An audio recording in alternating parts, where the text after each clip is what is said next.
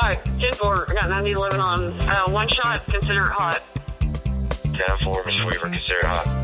I got a fuse on fire. Consider it hot. 10-4. All right, 10-4, 743, consider it hot. 10-4. Consider it hot. Consider it hot. You guys do it. 10-4. Consider it hot. Consider it hot. Consider it hot. Consider it hot. Hello, everybody in TVEC land. Leigh, how are you doing today? I'm doing good because it's the Wednesday before Thanksgiving. It is the Wednesday before Thanksgiving. This is the December Consider It Hot podcast. And so Christmas is on the way. What is your big Christmas gift wish? So you mentioned this, and I haven't had but about 25 seconds to think about it. Right. And wait, you've had a year. That's true. There's so many things I could wish for, but if you're talking about, like, if I was to personally get something, it would probably just be an awesome playground fun zone for my kids that's in my house. Of course. Oh, an indoor. Yeah, like a play place with all of the bounce structures and anything I can tumble on and foam walls, and they can make noise and yell and get crazy, and I don't have to get bothered by them. Oh, but I'm thankful for them. Nice. A nice, quiet place for the kids to play. I like it. Okay. I was going to say mine is the same thing I've wanted since I was a kid, and that is probably a rocket fire truck. I can take it to the moon. I can put out fires. I can do all the things all at the same time and fulfill all those childhood dreams. You take it to Mars? Sure. I mean, why not? Truck? You can. Yeah. This is this. It's everything. It's everything you ever wanted to do. Don't see that happening this year. Maybe next year. Maybe next year. All right. So I say that because a lot of what we talk about in this podcast is our Texas Co-op Power magazine content. And looking at the upcoming magazine for December, there's a nice little bit in here about Dear Santa letters from the early 1900s, like when the co-ops were forming in the 30s. This old stuff. And the kids back then had such a great sense of, they're just nicer, I think. Here's a nice one. I thought I would write while I have time. I want a watch and a pistol. I want a toy flute and a truck and a pencil sharpener. Thank you. Like, they're so simple. What a simple list. I love it. A lot of these include fruit and nuts, like food items. I haven't had my kids ask for food. That's an interesting little note. And then there's just so many different things. Life seems so much simpler. No Xboxes or any of this stuff. It says, we have tried to be good little children. Please bring me a velocipede. I think that's some kind of thing you ride. Okay. A Tinker Toy set, firecrackers, a ball, and some caps for my gun you brought me last Christmas. Always need more ammo. Please bring little sister a kitty car, a doll that says mama, and a doll bed. Like, that's good. Include the siblings. Yep. Mm-hmm. Please bring us lots of fruit, nuts, and candy. Bye-bye, Santa. And that was 1924. Like, man, these are a lot of fun. Kind of window into the world of the past. The Tinker Toys are actually still a hit. Well, I mean, it's Legos at our house, but yeah. True. Legos all day, every day, and those things are expensive plastic. But anyway, I digress. All right. Oh, I forgot to mention, speaking of Texas Co-op Power, we have inside info on this. 3 TVEC members won skillets in the skillet giveaway. Yeah, we talked about that, I think, actually, in the November podcast. Right. 3 winners. Out of 80, right? Out of 80. So, yeah, we took 3 of those. I don't think they've been announced to the winners yet, but we know 3 of them are coming. That is really cool. Yeah, those skillets were not cheap. No, it's a nice skillet. Let's do some things here. In the internal employee podcast, we talk about blinks. These are some little highlights of what's coming up in the podcast. Maybe we should explain what a blink is. Power drops out for a second. That's a blink. You think they don't know that? Well, I didn't know it because I think I referred to it as something else before I started working here. Oh, well, some people say, it surged, but that's really the opposite. Okay. So these are the blinks. We normally don't like blinks on the lines, but we like blinks in our podcast. There will be no capital credit return this year. That's big news. Really big news. That's in the magazine, the reasons for that. And then if you listen, in just a little while, we're going to talk to Bobby White, our Chief Financial Officer, to get the lowdown on why there is no capital credit return this December. So yeah, I think I need to maybe be in that too, just so I can ask him from perspective of my understanding of it, being someone who's more new to the co-op. Right. So hopefully he will have some good answers. I know he does. All right. Our next blink is the fact that we are actually going to be closed for observance of Christmas. We'll be closed on the 24th and 25th. We'll return back to work on that Thursday at 8:15 a.m. And then again, we'll be closed to celebrate the new year, look to all things new. And that's going to be on the 1st, which is that next Wednesday. So a few days that we're going to be closed at the end of December, coming into the new year. Just know that we will have crews on call for outages and emergencies. Always. Yep. That means it's also time to start thinking about your New Year's resolutions. One of those could be those kids in high school need to go on the youth tour to Washington, D.C. We're going to talk about that a little bit later in the podcast, too, so hang around. But those entries are due January 20th. Check it out on the website. Listen a little bit further on in the podcast. We'll talk about youth tour and a new opportunity called E-Trees. Yep. Something else for youth to do this summer. You know what? It's December, about to be December. Mm-hmm. It's already gotten cold outside. We've had a freeze. More freezes on the way. Please pay attention to our social media posting and whatnot. We do have energy-saving tips. We do have weather info if anything's going to be affecting your electric service. So pay attention on that stuff. And something else is coming in December to social media. I think you know all about it. Bolt. Bolt the Elf is back. Tell us about Bolt this year. Bolt this year, he's taken a little bit of a hiatus that first week.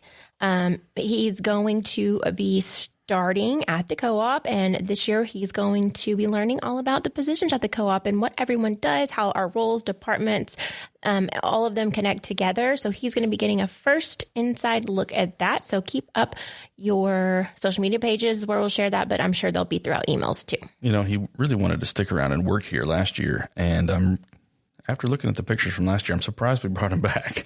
You know, he's safe. I'll give him that for the most part. He's safe, but he's a mischief maker for sure. Yeah, I'm excited to see him again, and I know that you all are too. All right, that is going to be a lot of fun. Here's something that's a little less fun. If you listen to last month's episode, we talked about the annual meeting already. With the deadlines and everything else, the actual annual meeting report is in this month's magazine, so pick that up. You can see what all went down at the meeting, some fun pictures and whatnot.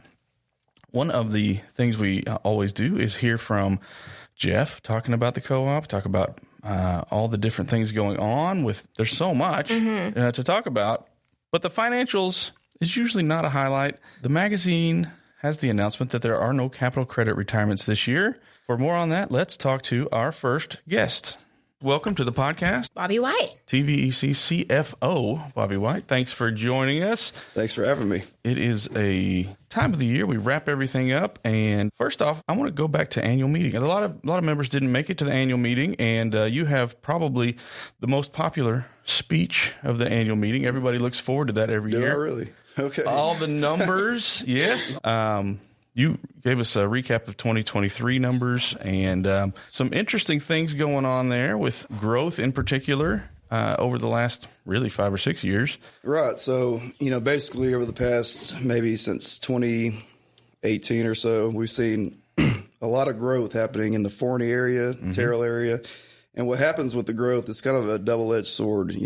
Businesses need growth in order to survive and constantly, make margins and profits and things like that. But what happens with growth is a double-edged sword because you want the business coming in, but you have such a large investment in infrastructure needed in order to serve the power for these new people, right? So what happened from 2018 to 22 was we saw a period of high growth in our membership. We're adding anywhere from 2,500 to 4,000 people a year. And those people that we were adding, our members, were residential members for the most part. And residential members don't require that much of an investment in infrastructure to, get the power to them. Our expenses, our increase in revenues were keeping up with the increase in expenses, so we were fine. But what happens in 2022, 2023 was we saw higher interest rates, we saw supply chain issues, we saw a slowdown in growth, basically. And it was a combination of factors. And, even though the growth slowed, our expenses did not slow. We're subject to higher costs of goods just like every other business. So, So definitely feeling rate pressure, definitely feeling margin pressure right now. So, yeah. At the end of the day, that sort of puts us in a place. I know for the 2023 numbers, we're right on edge. 2024, we're wrapping up. And I know Jeff mentioned in his speech, we're looking at possible rate adjustments next year, those kinds of things. So sort of inflation catching up with us. Right. And then 2024, we've had pretty mild weather. And a large storm in May.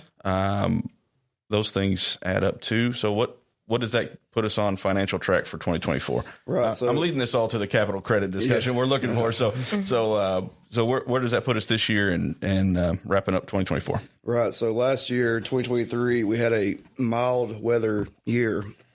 And what happened, our rates are designed where a lot of our revenue comes from energy usages, right? And so what happens when the weather is mild is our members do not use as much electricity, which is good for us. I'm a member. That's right. Yeah, it's good for keep those bills down. It's good for our members. It's not very good if your revenue is dependent on kilowatt hour usages. Sure. And so 2024 is another mild weather year.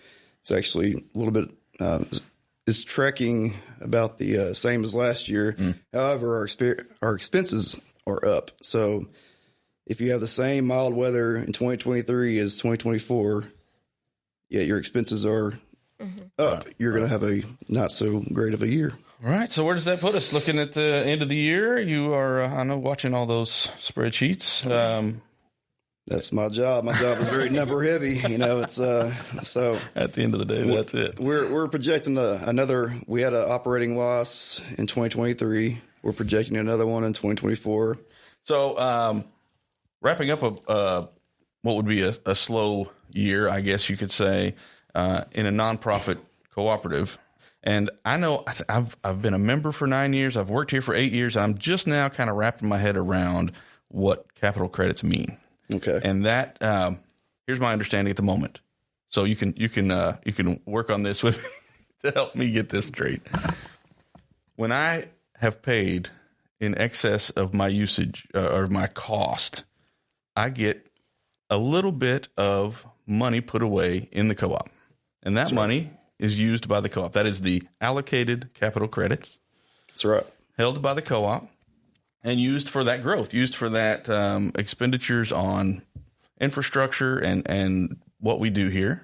Then at some point, when margins are good, the board can say, let's give some of that money back. This is a nonprofit. The money doesn't go anywhere else.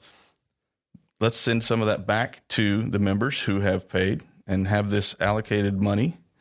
Over the last couple of years, it's been, we're about 30 years like normal co-ops, regular co-op operating procedure, about 30 years worth of capital credits built up. Now we have a year where we don't have that margin to give that money back. And so people aren't going to see that on their December bills. Right. And so how's that for a description and sort of wrap the real story around my understanding there? I think you did pretty good to boil it down to something, pretty, easy to understand. All right. I think with the capital credit in general, it can get pretty complicated, or it can, kind of boil it down to a higher level.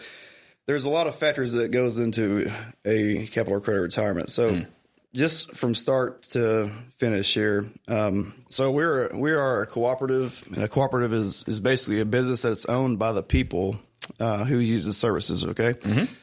So a cooperative does not earn profits like a normal business does. It earns margins. Margin is the same thing, really. It's just a terminology. It's anything left over after all your expenses are paid. And these margins are returned back to the members in proportion to their usage of the co-op services through capital credit allocations and retirements. Okay. So basically the capital credits are margins, and those margins get allocated back to our members. Therefore, they own a piece of the cooperative. Yeah. Okay. It's just like an investment in, name a stock. And at some point, that company pays a dividend. And capital credit retirement, in essence, is the same thing. But there's several things going on here. As a cooperative, we have a a duty to make sure that our financial strength, it remains intact. Sure. Because we provide a necessary service. So, our financial strength and our ability to operate as a business is, highest priority. You look at your financial performance of the co-op. Is it good or bad? You look at your equity management plans that the board approves. We have a defined equity range that we need to stay within. Right. And you also look at your rate competitiveness. And so our equity management plan, we're starting to bump against that, and we're not having a good year. So therefore, we have in our bylaws, it says that the board of directors may retire capital credits if there's no adverse effect on the cooperative's financial performance. Right. Well, in this case, we have mild weather. We have higher interest rates on debt. We have, higher cost of goods. We have slowing of growth. So, there's not as much new revenue coming in. And so we're feeling a lot of pressure right now. We need to retain what capital we have from our members in order to help finance some of the, Right. And I do want to highlight, this has nothing to do with accounting or anything else. We have our yearly audit also presented at the annual meeting. Mm-hmm. That was super clean and everything is good. It's all well managed. It's just that the financial performance of the year and of all the growth is really kind of coming to a head. That's right. In 2018, I was looking at it, I was forecasting, our margins, just trying to plan ahead. And, I saw back then a rate pressure in 2024. And what happened in around 2021, 2022 is we started growing, and that rate pressure in 2024 kind of subsided because the growth was, bringing in more revenue. So what happened after COVID was the supply chain issues, the higher costs of goods, higher interest rates. Nobody was getting, moving. You want to get into politics? Yeah, right. Right. I know. So, all right. Well, okay. So no capital credits. You are constantly forecasting things. Mm-hmm. I know Jeff mentioned we're in a rate study in his annual meeting bit. That is all coming to a conclusion. I'm sure we will be communicating a lot over the next couple of months and years. So any magic ball on future capital credits? Don't even want to go there. Retiring capital credits is probably the most significant part of our business. Mm-hmm. Retiring capital credits, it puts our members' ownership in the co-op into reality, right? So retiring capital credits is tangible proof. You know what I mean? Sure. And so it's an integral part of our business, and we will be retiring capital credits in the future. And you said, Don, and just thinking about, so you said the 30-year mark, so that's typical for most electric cooperatives. Mm-hmm. That's right, yeah. The oldest capital credits we have in our system is 1996, and we try to stay in a 25-year rotation. Mm-hmm. If you do the math, 1996 to 2024, it's more than that. But however, we have 3 years of losses on, prior losses back in 2003, 2005, and 2007. So those 3 years we didn't allocate any capital credits, gotcha. And so that's the reason why we have a 25-year rotation. At the end of the day, it's complicated, but kind of simple too. It is our investment as a member. I like to see that little credit on my December bill. Usually, that's been kind of fun to see. For some folks who have been here a long time, that can add up to a lot of money as well. So I know some people will probably see their December bill and miss that. But at the end of the day, it's also management of the business. The business needs to be well taken care of, and I appreciate you coming to explain that to us. Bobby White, thank you so much for joining us on the podcast. I know it will be probably helpful for a lot of members trying to figure out what it even means to be a member of a co-op. Right. Well, thanks for having me. Thanks, Bobby. Thank you. Thank you. So that was super helpful for me from Bobby White. I hope it was for all the members. as he mentioned, we are a nonprofit, but we can still advise members to save electricity. And surprisingly, this month in Chris Walker's energy column that he has in the Texas Co-op Power magazine, as he does every month, he went out on a limb here, and put in an article about LED Christmas lights. You know, I expected that would be the case because you think it's Christmas time and you can save a couple bucks. Mm-hmm. What did he actually want to talk about this month?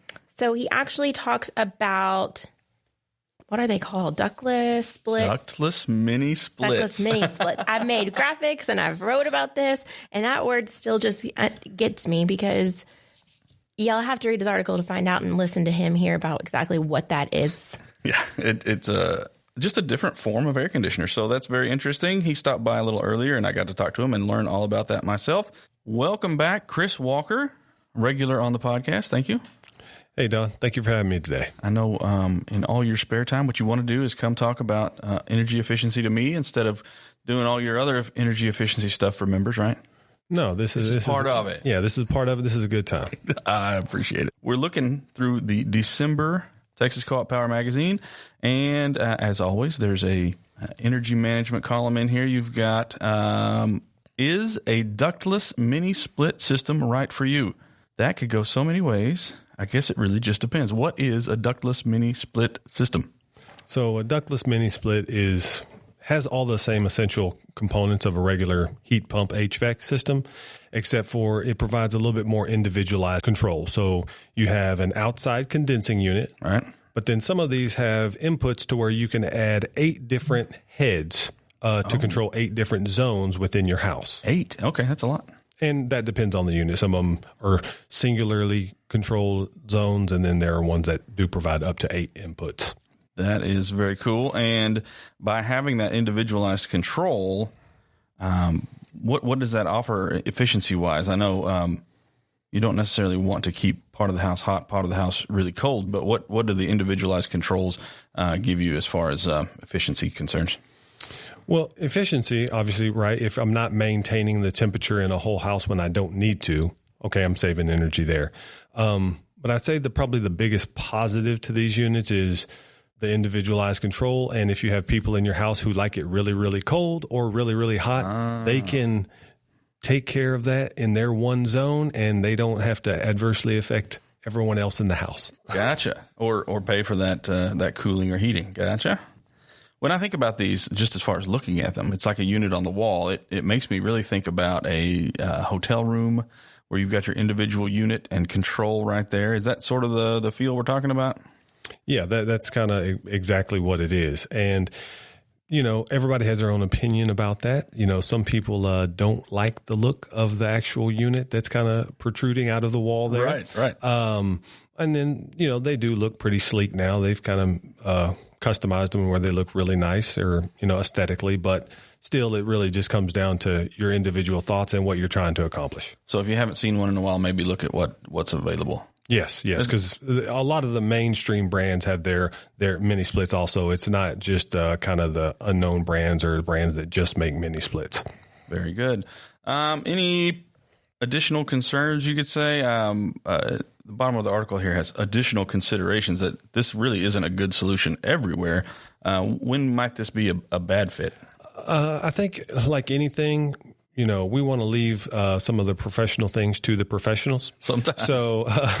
So when it comes to maybe doing a whole home design for this, you know, you still want to have professionals involved. Not to say mini splits couldn't meet the need of a whole new construction house, but it may not be the most viable or best option for you. Right. So it's always good to consult a professional on that. Where we see a lot of these going in is people who are normally adding on to a home, some type of, you know, bonus room add-on, converting a garage or something like that, where maybe there's construction limitations on adding new ductwork to that part of the home. Sure. And so you may want to install one of these because it's less intrusive and it may save you a few dollars. And you're not really sacrificing any on efficiency because these units are very efficient. That's really cool. So if you have a system that's sized to your current home and you add on, you may not even have the capacity to efficiently cover a bigger space when you add on. Yes, and that's something where you kind of got to sit down with the professionals and get some quotes because Yes, if I convert my garage, my existing system may have to be upgraded. And so then there's the cost of that upgrade. And then there comes down to the limitations of, okay, can I get the ductwork rerouted to that room without having to do maybe a whole home remodel? Right, ductwork and a return. Yes. A return, that sort of thing. Okay, well, I sometimes kind of think of this as maybe a bridge between like a window unit and space heater option and going up to a full home HVAC system. Have you seen any of these sort of retrofit when somebody's central AC goes out and you still want some air conditioning? Could you go back in mobile home wise or some other system and make this work? Yes, we've actually seen several of those for people who've had their main HVA systems go out. And, like you said, you kind of get what you pay for. So I don't always want to say that these are cheaper and they're the best option. Right. But sometimes in a pinch, if someone can't, afford to replace a whole new HVAC unit and they just need something to maybe get them through the summer, you could be looking at the difference of, okay, this could be a $10,000 main unit upgrade option or replacement. And then sometimes these mini splits you can get for maybe just a few $1,000s. So there's a significant savings there, but like I said, everything has its place, and it just comes down to what you're trying to accomplish at the time. And so I'm looking in here, too. It says the higher the unit's SEER rating, the more energy efficient it is. So even within all the ductless mini-split options, there's a range of efficiency ratings there as well? Yes. Just like within the unit, the higher the SEER rating, the better off you're going to be. And not to mention that even though the unit is very efficient, let's always like to bring this back to energy efficiency as a whole, right, in that it all really comes down to your home's ability to retain what you create. So yes, your unit can be efficient, but if you're not retaining what it's creating, then it's still going to run more. So at the end of the day, you still got to seal the leaks. Yes. Still got to check the insulation and whatnot. Any other things we ought to be thinking about with mini splits? I know it's just an AC unit at the end of the day. Yeah. So just like we mentioned earlier, when it comes down to all this, there still is some maintenance that is required. Just to give a little funny story here, one of our employees that works here did install one of these mini splits, I believe about a year ago now. Good. And when they first installed it, I was like, oh, okay, well, do they have filters you change? And where's your filter? And how do you change that? And he's like, oh, no, I don't think it has any filters. Oh, no. And then here a few months ago, he came to me and says, man, you know what? I found that filter. He says, I went in there and I started checking the unit. It wasn't blowing cold anymore. And I was wondering what the issue was. And he says, yeah, completely caked up. And so it wasn't blowing. So these still do require a little bit of maintenance on your behalf.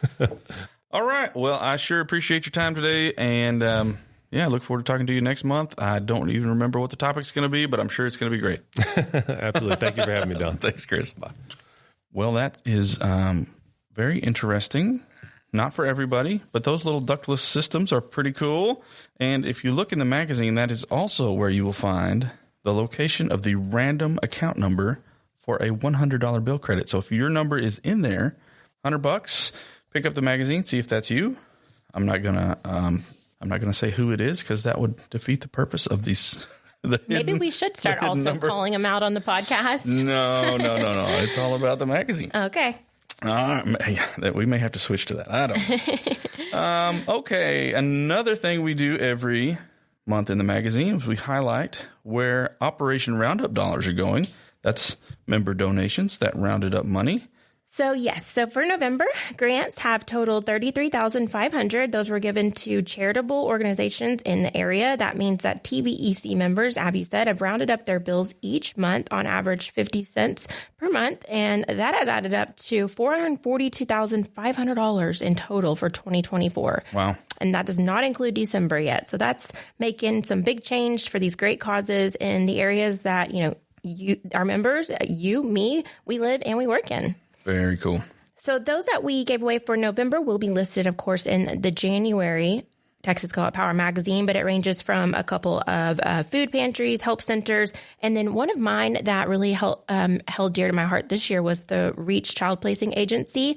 In total, we gave them $5,000 as a grant, and that's going to go to foster kiddos who will get to go shop at, I believe, Walmart and Target with cops, fire department guys. So that's a really, really fun thing. And then speaking of fire departments, as you know, We give grants to all of the fire departments that we can within the TVEC area, those that serve our communities. It's so important. And we have $171,000 that was given to fire departments, 57 in total. And one of them was the Log Cabin Fire Department. Right. So we've got Angie Kemp, who is the secretary there, but I think we'll also maybe learn that she has a lot of hats that she wears when she's talking to us about how that $3,000 they received is going to be used this year. Yeah, that's a great conversation. See what the volunteers at Log Cabin and really volunteer firefighters all over our service territory are up to. Welcome to the podcast, Angie Kemp, out of the Log Cabin Volunteer Fire Department. Is that correct? That is correct. Hello, everyone. It is so nice of you to join us and on our little podcast here. We, as a resident of, I'm in Van Zandt County, but I'm out in the county, and it means so much to have volunteer firefighters who are willing to respond and take care of those of us outside of city limits, and that's part of what you guys do. Tell us a little bit about Log Cabin Fire Department and where y'all are and what y'all do and what's going on down there by the lake. I would love to. And you are exactly right. We are here to service the community, and we are so, so very grateful to TVEC for the grant that we received. And that will go a long way, farther than you probably know. Log Cabin is a small kind of rural area situated right on Cedar Creek Lake. So we have multi-million-dollar homes in our community, as well as log cabins and trailers. Right. Like most small towns, we have a Family Dollar, Dollar Tree, a gas station, and a Dollar General.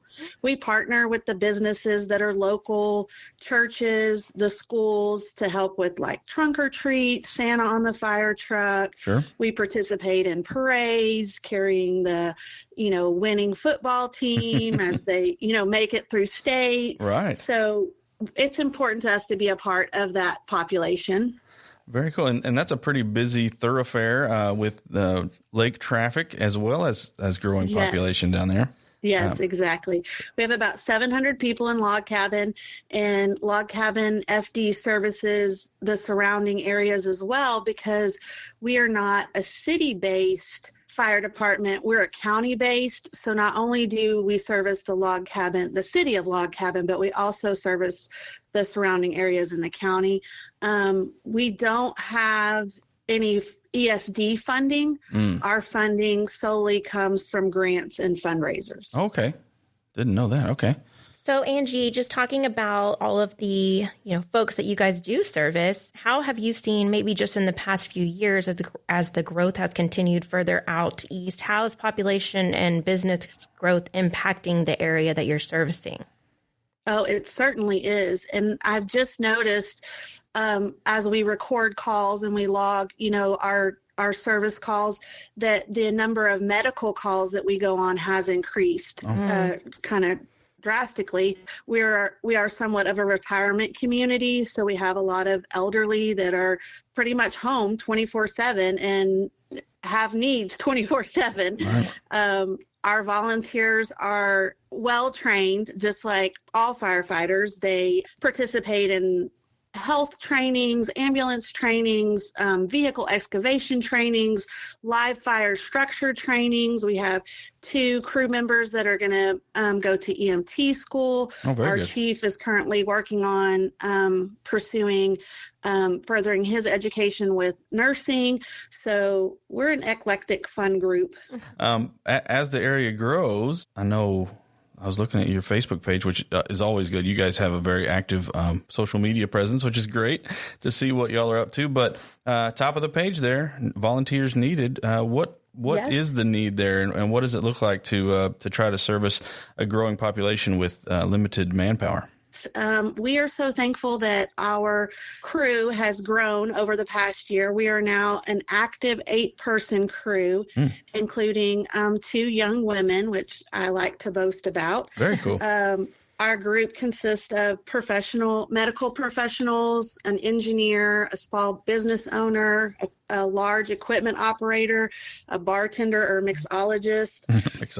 And like I said, their time is utilized to train. We train every Monday. They do weekend classes. They're on call 24/7 when they can be. And we're just enjoying having that youth in our department because it really gives us that get up and go that we need to service our growing community. Yeah. Well, what does that look like? What would it look like to be fully staffed? How many? I mean, I know you can't have too many volunteers, but what would the ideal number be y'all would like to get up to? I think we like to carry about a dozen, crew members that can actively be available.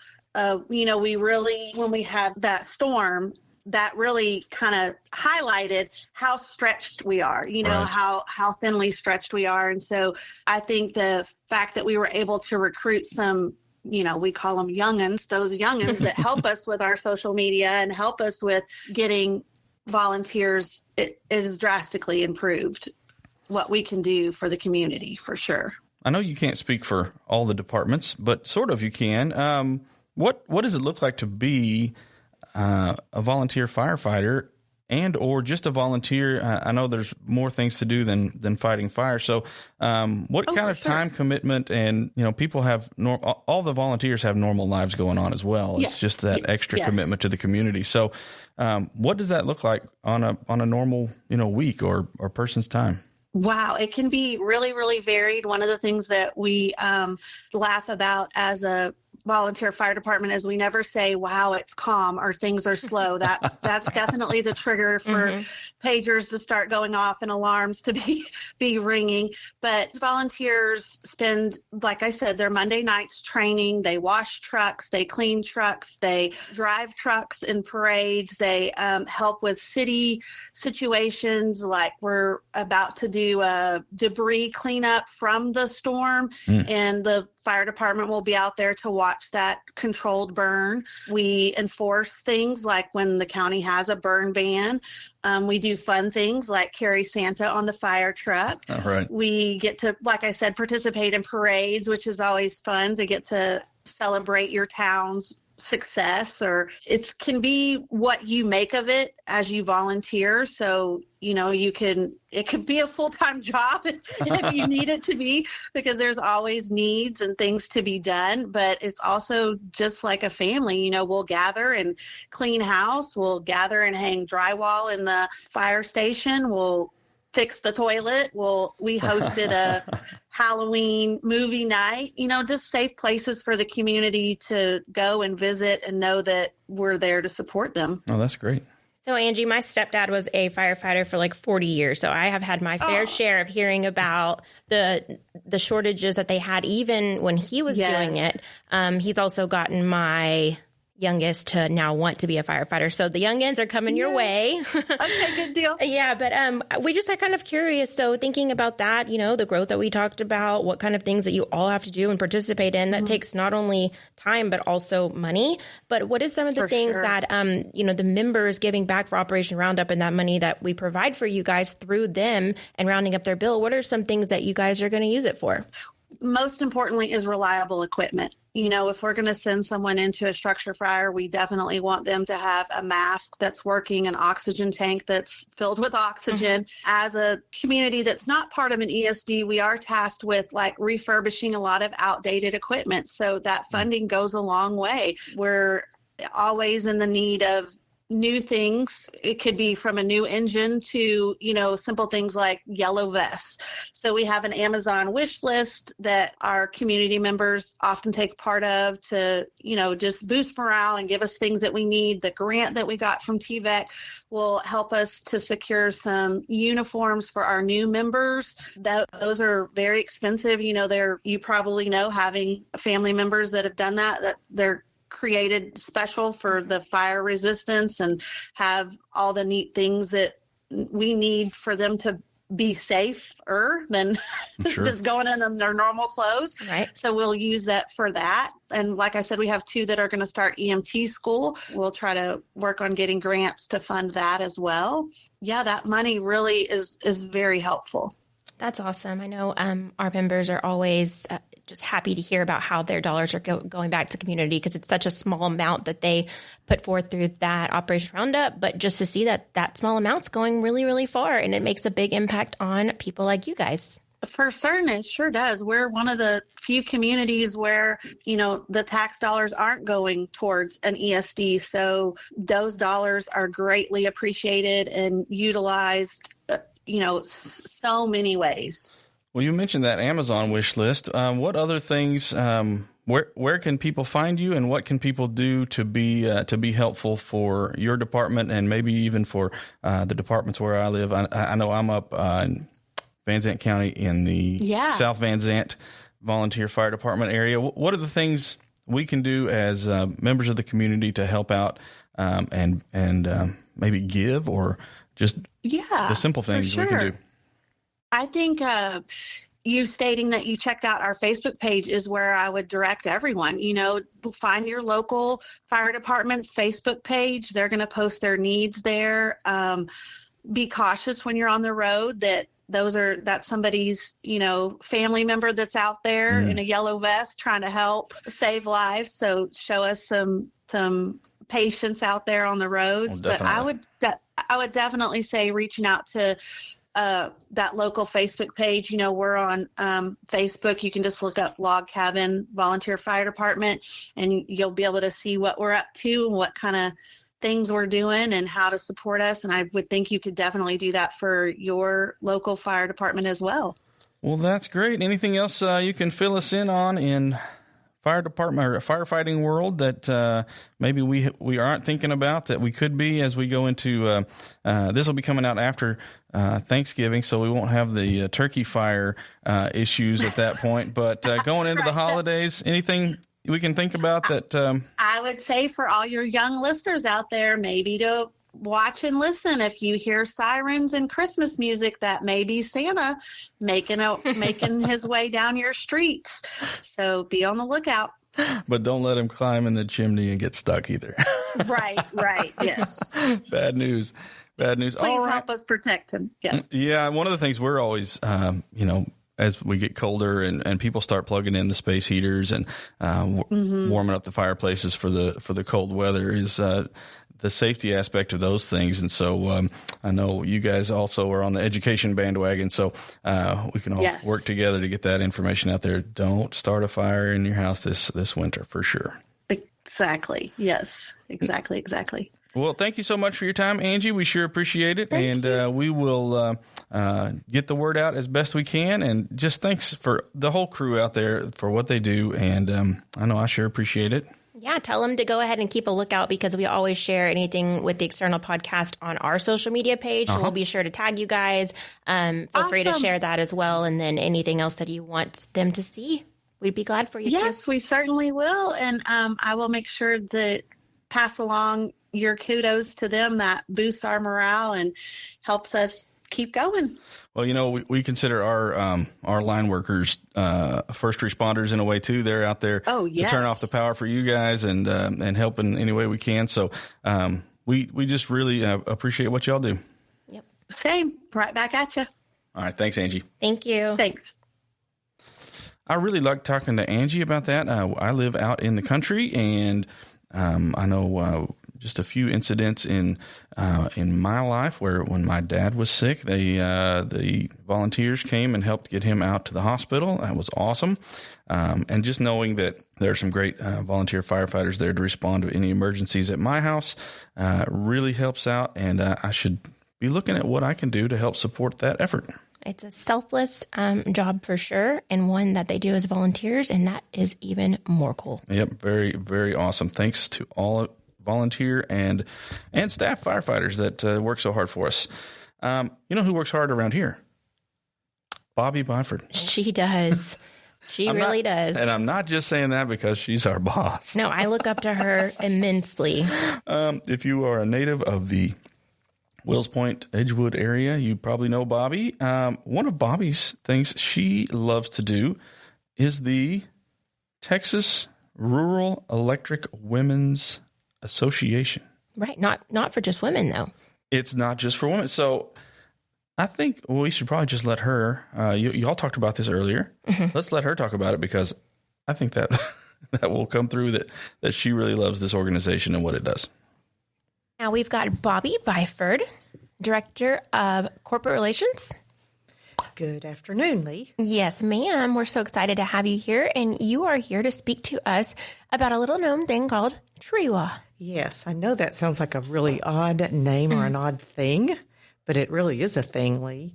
It's called the Texas Rural Electric Women's Association, TREWA for short. There we go. So I'd never heard of TREWA before working here, and now I've gotten to work on a couple of things here and there with you for them and know how much good they do. Can you tell us a little bit about exactly what that is? I certainly can. Many, many years ago, the directors always attended a conference, and the wives obviously traveled back then with them. And so they sort of felt a bit left out, kind of floundering around as to what do we do. And they wanted to be a very important part of the process as well, educating and creating the understanding of the importance of electricity in the rural community. So they took it upon themselves to form this organization and began educating opportunities throughout their own communities when they went back home. And so it has grown. It is not just a women's organization. Okay. Men and women both belong. And so they continue, and we continue now, as you're a member as well as I am, to continue to educate and foster that camaraderie and the understanding of the importance of electricity in our rural community because it covers so many other topics. So we say TREWA, so it's TREWA. That is correct. And is that at what is a website that anyone can find out information? Go to trewa.org. Perfect. That's what I was thinking. Very easy. And they provide scholarships? We do. There's a very unique thing about TREWA. When they set the scholarship program up, they decided they need to be different and unique from the other scholarship programs, which atypically we know that they tend to go towards high school graduates. Well, not only does the TREWA scholarship go to a potential high school graduate, but it also fosters continuing education. Okay. So that's if you were out in the workforce and you decided you wanted to go back and further your education, you could apply to possibly win one of our scholarships. I love that because I think TREWA, even though it's not just specific to women, you think about a lot of times, sometimes moms who, have kiddos, they have to go back to school after they've gotten that first few years of life taken care of. And so just to know that's something that TREWA provides that most, like you said, do not is a really cool thing. It is most definitely. We have the scholarships now that are online for the 2025 opportunities. Okay. And the deadline is March the 15th. So the application is online. And if you are not a member, that's one of the little key components there, is you need to be a member of TREWA. I can't even talk. Pardon me. TREWA. And it's a $10 membership fee. Okay. And so if you hadn't, you need to get online, and the member application is on there as well. So you can go to the tab for member application, fill that out, get that sent in, and then fill out your scholarship form as well if you're going to go, to continue your education. Okay, so if I'm a parent and I'm a member and I want my child to apply for a scholarship, would they need to have their own membership or would they go through my own? They can go through yours as long as they're in your household. Okay, perfect. That's and really they're going good. off to college, or they're still again. It kind of falls into our normal. If they're your child, they're going through college, 4 years college, whatever. Okay, so is there anything besides scholarships that if you say spend that $10 because you really want to apply for a scholarship, is there anything that membership fee, what other kind of things is it going to grant you? The other types of things that TREWA does is not only do we go through the education process, you'll receive at least twice a year our newsletter. It's called the Lamplighter. Okay. That's where we provide our educational materials. We also use the $10 membership fee and other fundraising. Plus, we also raise money to donate to our Rural Friends Acre. That's our governmental arm that helps promote, the lobbyists help promote all of the things that are better for the co-op world. Because many times there are rules and laws and things that are trying to be passed that would harm our co-op family members. We also help promote our youth tour organization. Youth tour to Washington, D.C. I can't even talk. But it does promote that. So we donate towards that to help them with their buses or their whatever supplies that they need for those kids to make that trip even better. Okay. Because that is, as it is tagged, a trip of a lifetime. Right. And it's giving those kids now who are within our communities, it's showing them exactly what a co-op means. It's teaching them those practices because kids are our future for sure. They most definitely are. They're the ones that will come back once they experience those things through the youth tour or through learning through our lamplighter, through the education arm of TREWA. They will learn the importance. Not only do they live and receive the electricity, but as they grow and learn, through their high school years, college years, and as they become an adult in the working world, they see the difference in your investor owns and your utility owns and where you live. Where you go home to every day really matters. Mm-hmm. And so all of those resources matter as well. So we feel like that's where the importance of TREWA is to make sure that we plant that important seed there, that they know that the electricity and the rural community run very, very deep together. That they do. That's awesome. And I know Dawn and I will be talking a little bit more about Youth Tour and our new and upcoming exciting opportunity of e-trees. So that kind of goes alongside that too for those kiddos. Bobby, is there anything else that if you were going to tell someone about TREWA that you would want them to know? I just think that if you could spare a membership and spare anything that you would want to invest $10 in and know that the outcome is going to be years beyond what you will ever see. I think being a member of TREWA is most definitely very important because you are investing in history. You're investing in the future because like you said earlier, we invest in these young people because they're going to be running our co-ops someday. That they are. And with the funds that are provided from things like TREWA, we can guarantee that we've got good folks in place. And that, of course, is you, the members. Thank you, Leigh, for having me on to talk about one of my passions. I appreciate it. And thank you for letting me be a part of it as well. Have a blessed day. Thanks. Okay, so that was just a great conversation talking to Bobby. I always learn something new every single time I talk to her, and it never fails that I take that with me because if anybody asks me what kind of advice I've received, I guarantee you things that Bobby have said are going to be at the very top of that list. Sure. Also something that she is near and dear to, as well as Laura Melton, who has a huge hand in Youth Tour, as you mentioned, but also the newest opportunity, e-trees. E-trees. Sounds like an East Texas thing. Yeah, it is. But it's not a trees. Little bit. No, it's not trees to grow. We're not eating trees. So I'm just going to give you a quick rundown about exactly what this offers. Do you know a high school freshman, sophomore, or junior, or maybe you are one and you reside within the TVEC service area? Maybe an all expenses paid trip to Washington, D.C., or perhaps a leadership development camp held at ETBU in Marshall, Texas. Maybe that might sound good to you. Sounds good. Now is the time to apply. Students may apply for one or both, but may only be selected as a finalist for one. Highlights of the 9-day Washington trip include a visit to congressional offices, tours of historic monuments. They go to the Smithsonian Institute. They go to the Arlington National Cemetery.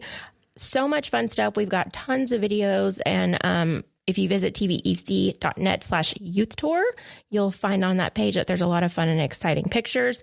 That is something that we've done for many, many years and been a part of. However, awesome e-trees, this is brand new this year. So some of our other co-ops that are a little bit more east, they've been doing this. They are celebrating their 10th year this year. And I don't know if it's in honor of it, but I'd like to think so. They added us as their 10th co-op. That's very cool to be invited into this. And those kids look like they do a lot out in Marshall. Oh, yeah. I got to go down there with Laura for a quick little one-day trip to get insight on it. And when I say that, my experience was watching a professional football player bend a metal rod okay, and pumping up everyone and how they can pump up their lives. I felt great leaving. I felt like I could do anything. So that could be for your kid, too. But it's a new opportunity, of course, especially for those who may just want to stay a little closer to home. Again, still freshmen, juniors, and sophomores that can apply. While at eTree, students participate in workshops, seminars, and peer group activities that range from leadership development to just, like I said, pure entertainment. Speakers from all walks of life, nationally known personalities, athletes, they all take part in this daily session. So you can, feel good about your kiddos being at ETBU in Marshall, Texas. So not too far away. They're not getting on a plane. Right.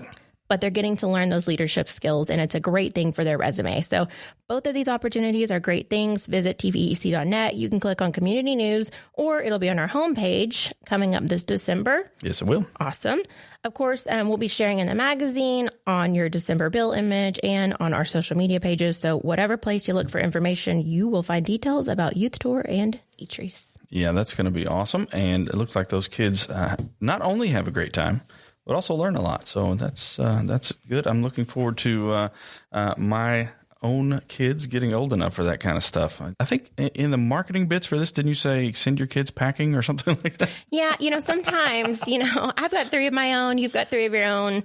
I love my kiddos. But sometimes if you think, I can just send them away for 9 days or 5 days to a camp, and they're getting all this life experience. And also they have people there that are trained, taught to make sure that they're safe, they're kept up with. Laura Milton and her husband have done this a couple times. Bobby they're in good. Has been Bobby on has. the youth tour trip several times. That's right. So they're in great hands. So, if I could send my kid packing and, hey, I'm saving some energy because they're not using electricity and opening and shutting the door. There's so many angles for this thing. That's awesome. So it's a great thing. And I look forward to getting to see, who enters, who gets chosen, and who gets the trip of a lifetime. Right. And for the January, both of those, the deadline is January 20th. For the January podcast, check back in. We're going to try to get some of the youth who have been on the youth tour to talk about that. eTrees, what is it? East Texas Rural Electric Youth Seminar. Mm-hmm.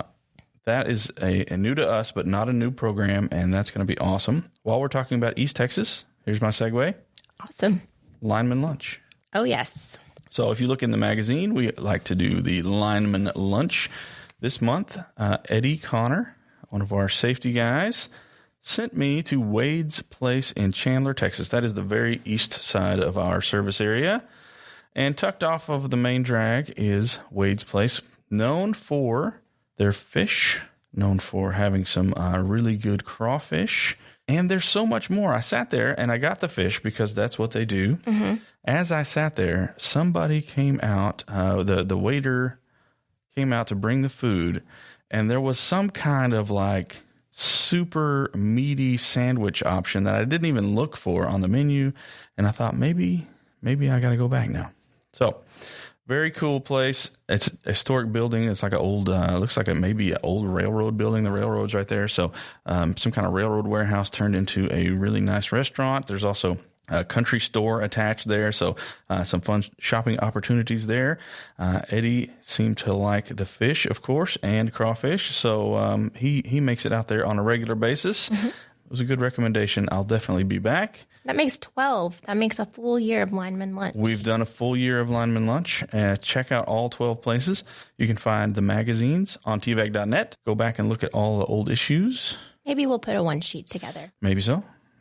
Promote everybody at once. Mm-hmm. We're looking at revamping that next year to have maybe some members choose where we should take the linemen to lunch. Like member meals? Member meals. Yeah, maybe so. There's some other things going on in the magazine. We'll wrap this thing up with the energy quiz in the magazine, which has to do with finding out what is the tallest electrical transmission structure in the world. Whoa. That's the question. It turns out they're quite huge. And then November's magazine, we also have the results from November in the magazine, which is the November Energy Quiz, Texas Power Generation, which we're the biggest state. We're also, Alaska, never mind. We're the biggest energy producing state by far, with 13% of U.S. production. Wow. More than twice as much as second place Florida. So take that, Florida. And the winner of that one will be announced in upcoming magazine. The winner of the October magazine, the way the deadlines work, it gets a little tricky, but Gary Gandy of Canton won our October energy quiz. So thank you very much for participating. Look in there. You could win $100. No reason not to check that out.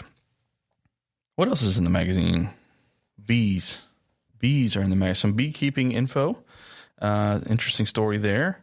Bees are very important, of course, and I think there was like a bee crisis a couple of years ago. They've kind of gotten away from that. That's good.